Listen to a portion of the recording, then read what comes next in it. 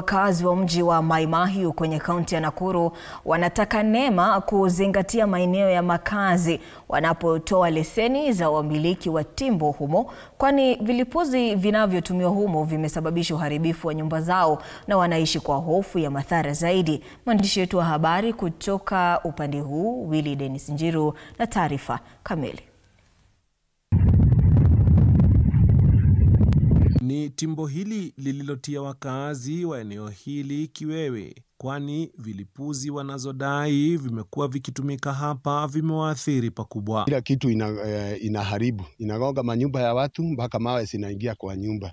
Sasa haitupendezi, tunataka kusema itoke karibu na watu, ipelekwe pahali hakuna watu. Tanki yangu ya maji underground ilipasuka, na ni tanki kubwa kwa sababu ni ya 4000 liters, ile kubwa inaingia lori 4.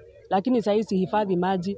Hii mvua yote imenyesha, sasa hizi na maji hata kutumia mpaka sasa nyumbani. Wakidai eneo hili ni la kilimo kwa takwimu za uorodheshaji wa miji, na hiyo kuendeleza uchimbaji mawe kwenye timbo lenyewe ni ukiukaji wa sheria. Mai Mahiu inajulikana kama agricultural land.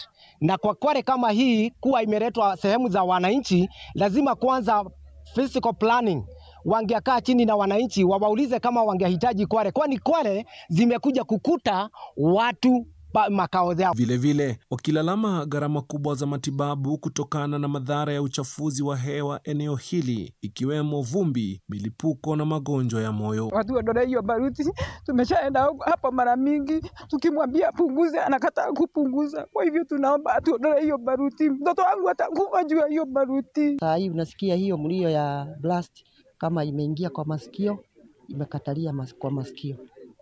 Hata ukipigiwa simu, ukiitwa husikii. Sasa wanaitaka idara husika kwenye kaunti ya Nakuru na NEMA kuweka taratibu zifaazo katika udhibiti wa timbo zinazoshamiri kila uchao eneo hili. Hizi baruti zifungwe ndio watu wapate kukaa na amani, kwa sababu hata watoto hata watu wameumia sana. Nimeonyeshwa mtu mzee mwingine amenionyesha kondoo wake ambao wanakohoa na wanakufa kwa sababu ya hizo ya vumbi ile imetokana na baruti. Physical planning ambao wanafanya planning wamefanya makosa kubwa, kwani kuna taratibu za kubadilisha kutoka agricultural land up to commercial mining. Hii barabara inajaa vumbi.